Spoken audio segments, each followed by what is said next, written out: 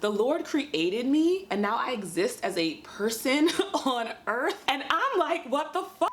Hey y'all, it's Shimdi. My spiritual journey has affected me in some pretty profound ways. It pretty much changed how I live my life pretty completely. If you're in my real life, you've seen it. But you all, my YouTube family who are just as important to me, I talk about it a little bit, but I haven't really gotten into it. And so I want to just take this video to get into it, you know? If you're ready for this video, go ahead and give it a thumbs up. Subscribe. We're over 10K. Now we're just flying high and before 20K. And let's go ahead and get started. So I created 3 buckets for the ways that my life has changed. So there's investing and investments, relationships and relating and relation, and peace. When I first decided to do creative coaching, I was on these different coaching YouTube channels and just kind of learning about the business of being a coach. One thing someone said was, to understand why somebody would spend thousands of dollars on your coaching, you need to also spend thousands of dollars on coaching so you understand what it's like to be the person who buys it and to who really reaps the benefit of what you're trying to sell, you know? And I remember being like,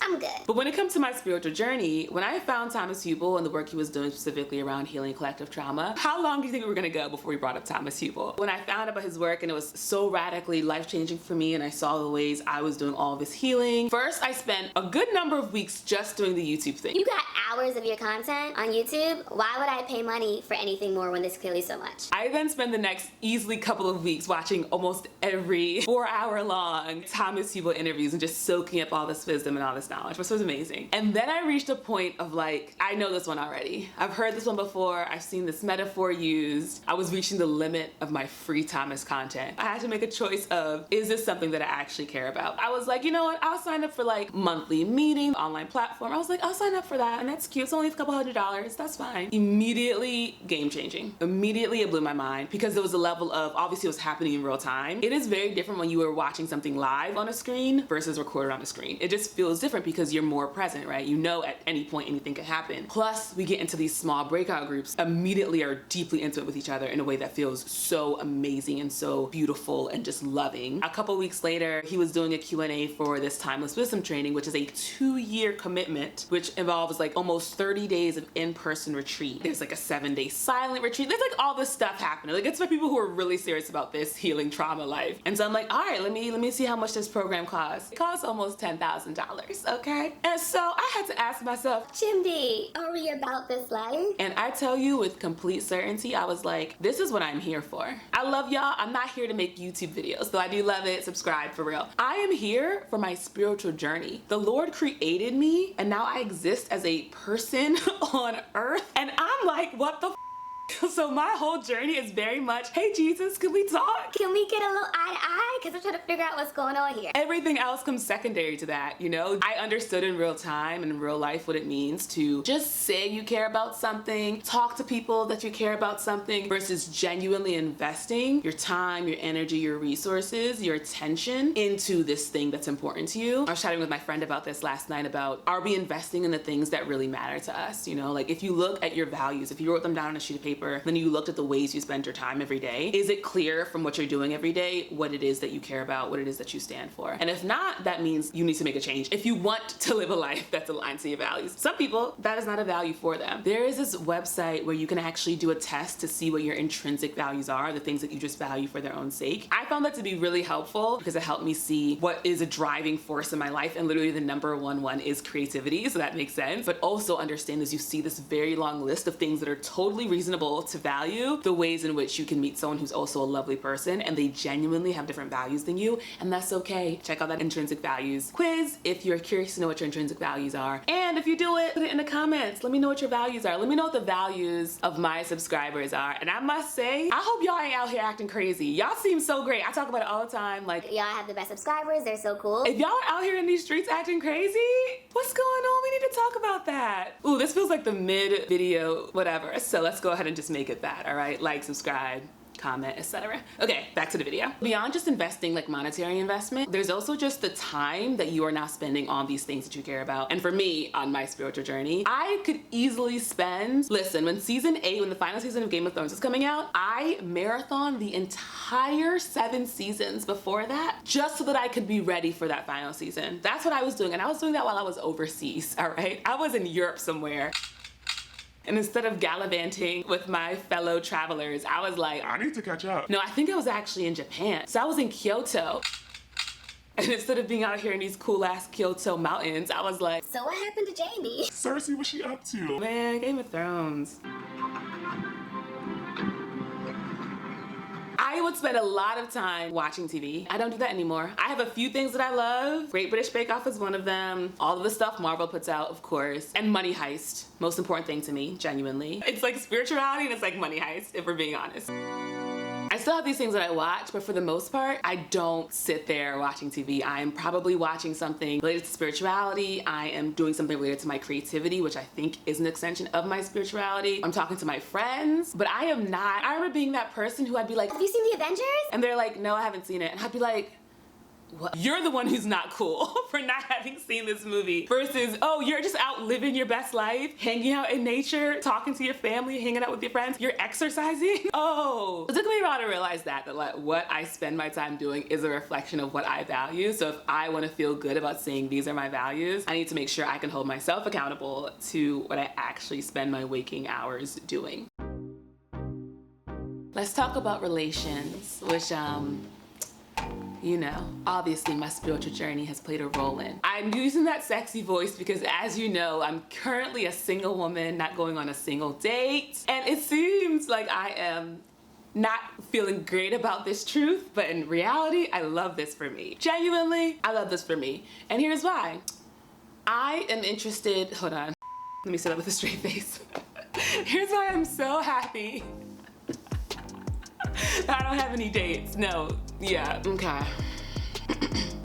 So the reason why I'm so happy that I don't have any dates, and I really do believe it, is because I know what I want now. Like, I was very much letting the world move me as I was like in my teens and 20s. I was very much like, let's see what life has for your girl, you know? Which meant that I got into relationships with people because I'd be like, I'm just gonna go on this date because I think it'd be an interesting story. Like, I wouldn't have any kind of intention when I would go to dates. I'd be like, I'm just gonna meet a stranger, maybe we'll have some good food. being intentional in my life has paid off so much for me. So the fact that I, in the past, wasn't being intentional at all was definitely a sign of area for healing, right? Like, why didn't I think that I could have a beautiful, healthy, loving, supportive, fun relationship and that I should expect that for myself and I should go into dates thinking this is what I want? Are you interested in doing something with that? You know what I mean? Because in the past, y'all, if you had the good enough taste to think I was great, like if you understood, if you were like, You are so great. I was like, I really like this person. Something about them I really like. So that was messy and, you know, I'm not doing that no more.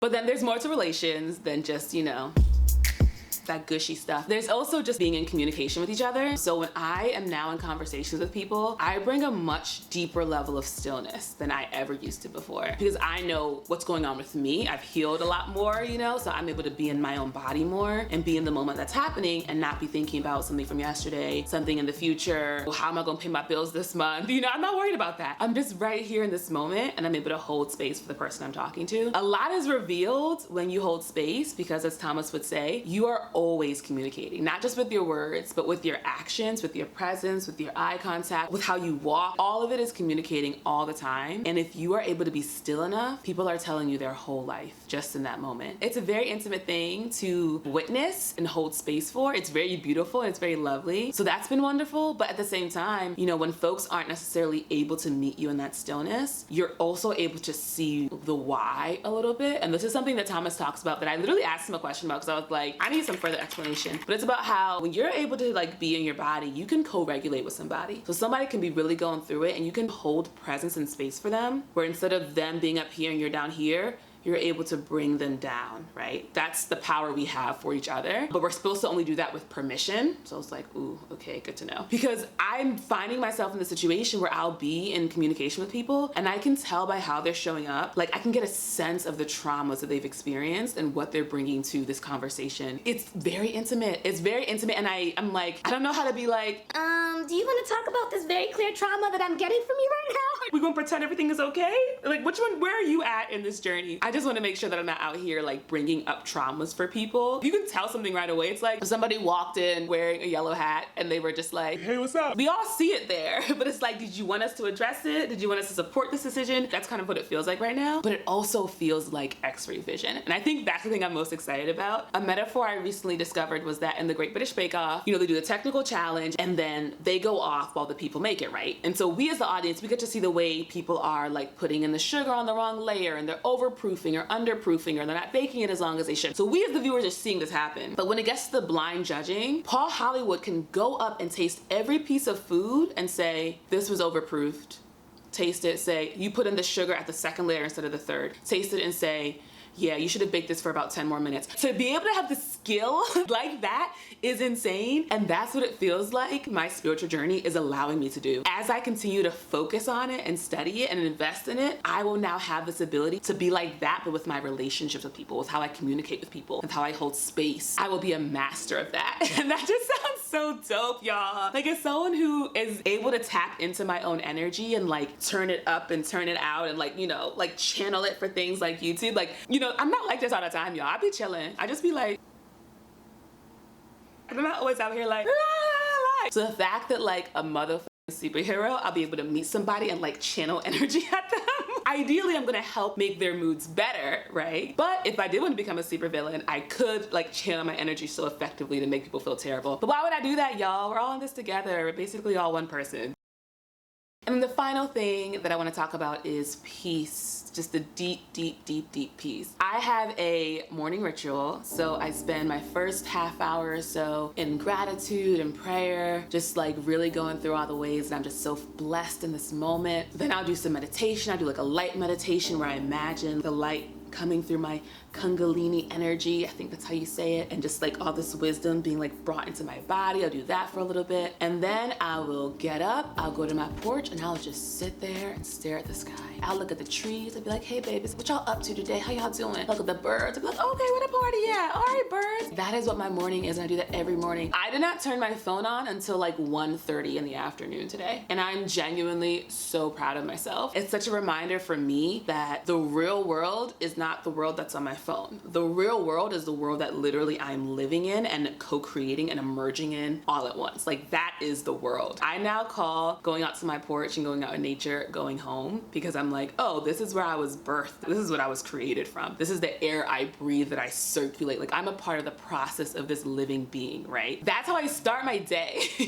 And then everything else in the day happens. But if you have that mindset going into your day, nothing's gonna shake you. I see this tree right outside my window, and it made me think how the tree does not wake up in the morning like, all right, what are our goals for today? What kind of calls we need to set up to make today happen? No, it literally just, you know, it just feels that sun on its skin. It's just like, we love this sun. And that's its whole job. The wind in its hairs is like, yes. Ooh, she cold today. That's its whole job. And even though it doesn't look like it's doing anything, every single moment it is growing. And that's how it is for me, where I'm like, every single moment I am rooted where I am and I'm growing right here. I don't need to go out and do stuff. It makes it so that every single thing I do, I'm doing it because I want to be doing it, and I see the beauty of it and the alignment of it. It makes me feel good, and I feel like I'm creating something wonderful. In my last video where I talked about hitting 10,000 subscribers, I talked about how when I make these YouTube videos, I'm holding them lightly now. I'm just holding them lightly. I want to be doing this. This is my third time recording this video, all right? Hey y'all, it's Chimdi. And as you see, I've changed my look again. I'm giving you Buffy era Spike vibes. What would I say if I would just talk like I was talking to myself?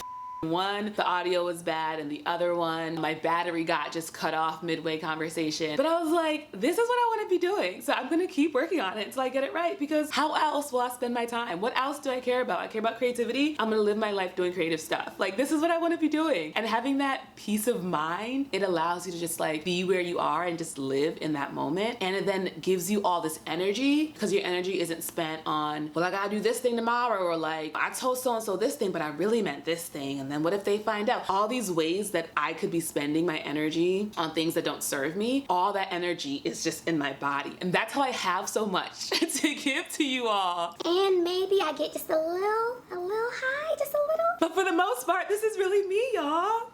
Isn't that great? So what I'm trying to say is get right with Jesus, watch some Thomas Hubel videos, read about the power of now, book club, first Wednesday every month, DM me on Instagram if you're interested. Yeah, because it's been a blast being on a spiritual journey. There's definitely highs and lows, but like, it's really great. And honestly, genuinely, I don't think there's anything more important besides maybe money heist. Alright, that's the video, y'all. Thank you for watching. Like it if you did. Subscribe if you haven't already so you can be in before 20K. Someone left a comment that was like, girl, I was in before 5K, 10K, and I'll be here before 20K. I was like, you